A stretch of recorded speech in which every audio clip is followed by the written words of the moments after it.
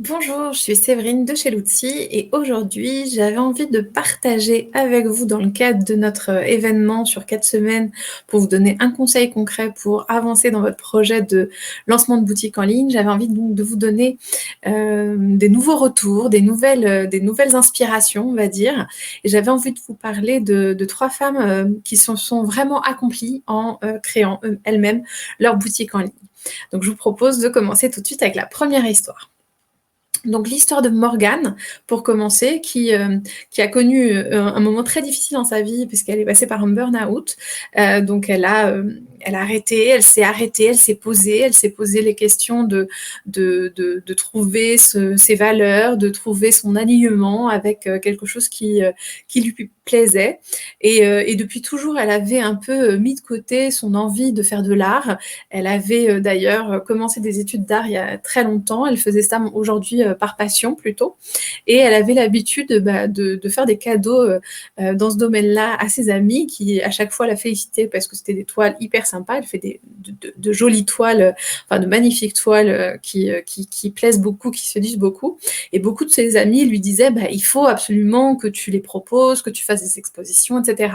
Puis elle mettait ce côté-là voilà, cet aspect-là de sa vie complètement de côté en se disant non mais c'est difficile d'en vivre, c'est quelque chose que je me vois pas faire. Elle avait un métier très concret qui était de faire de la comptabilité, pardon, j'ai trouvé mon mot. Elle faisait de la comptabilité, donc c'était un monde trop différent de ce qu'elle connaissait.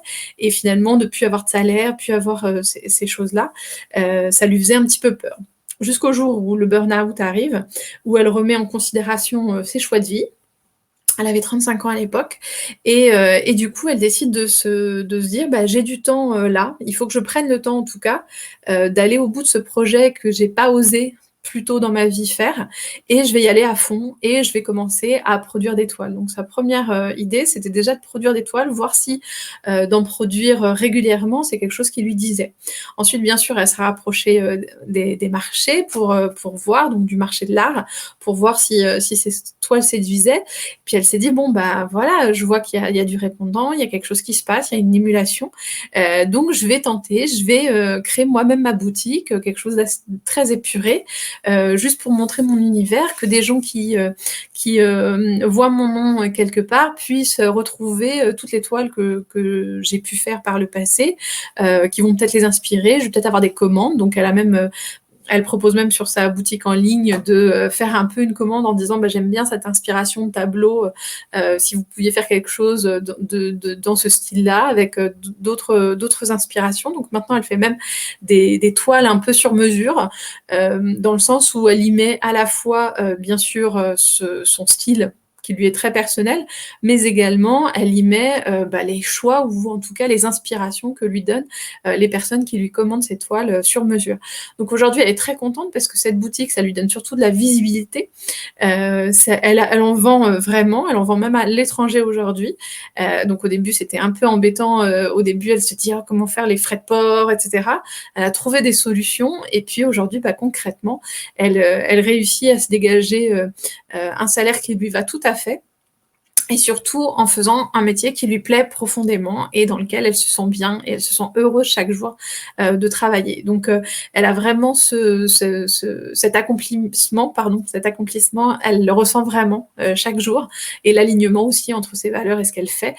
Donc ça, c'était une super histoire de Morgane, qui a vraiment réussi à trouver avec la création de sa boutique en ligne finalement l'accomplissement qu'elle cherchait.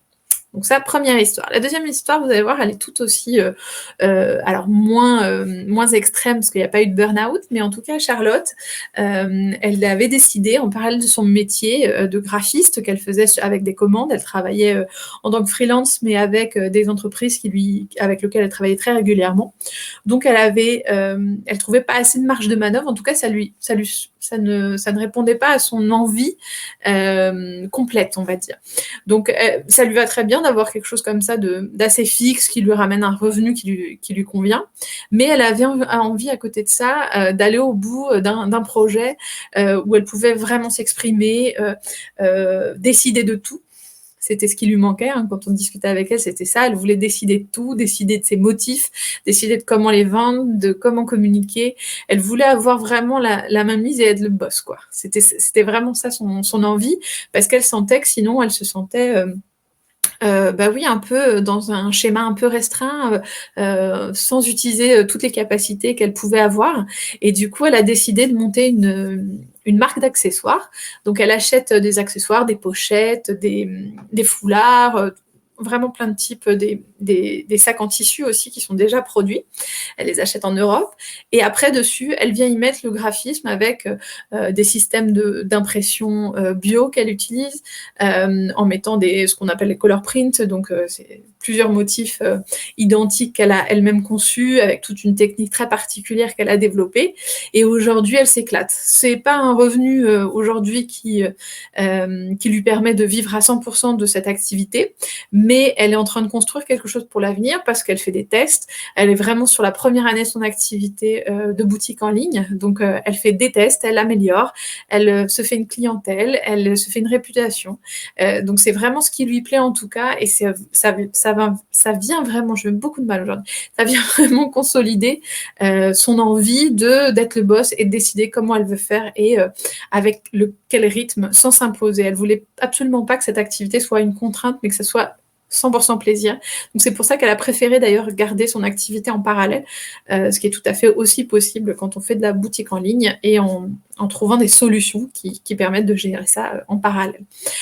Donc voilà, elle l'imagine très certainement dans les 2 prochaines années passer à 100% sur cette activité, mais une fois qu'elle aura testé et choisi réellement comment elle allait animer tout ça et comment elle allait faire vivre tout ça.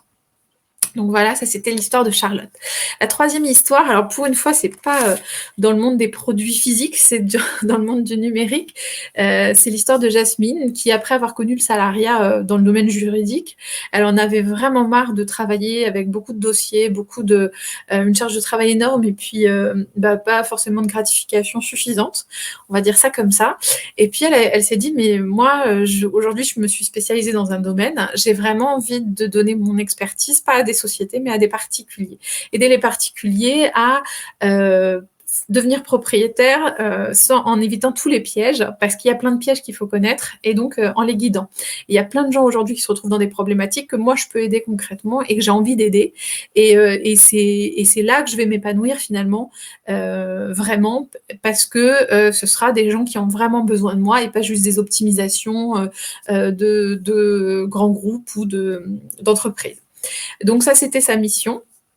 Donc elle a commencé par par proposer des e-books, un premier e-book gratuit, des e-books payants ensuite sur des problématiques un peu plus pointues, on va dire. Elle a monté un blog aussi, donc elle proposait des e-books à l'achat. Et puis petit à petit, maintenant, elle propose des services complémentaires d'accompagnement réellement qu'elle a pu mettre en place grâce à la notoriété qu'elle a acquise, grâce à ces e-books qu'elle vendait pas très cher au début, mais elle a su se faire une vraie réputation et d'être vraiment renommée dans ce domaine-là. D'être bien référencée également, ce qui lui a permis aujourd'hui de mettre en place d'autres produits qui rendent son entreprise complètement rentable et qui lui permettent surtout de se sentir bien et alignée avec ce qu'elle fait, avec les choix qu'elle a fait par le passé. Donc ça, c'était vraiment aussi une super expérience, une super histoire que j'avais envie de partager avec vous parce que ces trois parcours de femmes, ce sont vraiment des femmes qui aujourd'hui se sentent accomplies parce qu'elles se sentaient bloquées par le passé et qu'elles n'avaient pas forcément tout en main pour changer les choses. Et finalement, elles ont décidé, si je vais prendre les choses en main, je vais monter une boutique qui correspond à ce que j'ai envie de faire et qui va me permettre de vivre à terme de cette activité. Donc ça, c'était vraiment un enjeu pour elles et c'est ce qu'elles ont réussi à faire. Donc bravo à elles. Elles sont très inspirantes. J'espère que ces parcours vous ont vous aussi inspiré. Sachez que si vous êtes dans un projet de création de boutique en ligne, justement, nous organisons un live jeudi soir qui aura lieu à 20h30 heure de Paris. Vous avez le lien directement dans la description de cette vidéo. Donc rejoignez-nous, ça s'appelle les 7 clés pour créer une boutique en ligne qui cartonne. Pendant ce live, on répond à vos questions et puis on vous donne plein de conseils concrets pour passer à l'action. Le conseil du jour que je n'oublie pas, le petit conseil du jour, c'est juste de prendre le temps d'écrire votre projet, d'écrire ce qui vous fait rêver, ce que vous imaginez de votre projet, de vous fixer un objectif et surtout de vous poser la question pourquoi vous voulez l'accomplir. Parce que des fois, on a du mal à remplir son objectif tout simplement parce qu'on ne s'est pas posé la question plus loin de savoir pourquoi est-ce qu'on veut vraiment accomplir cet objectif. Donc voilà mon conseil du jour. Je vous dis à demain pour un nouveau live. Merci et bonne journée.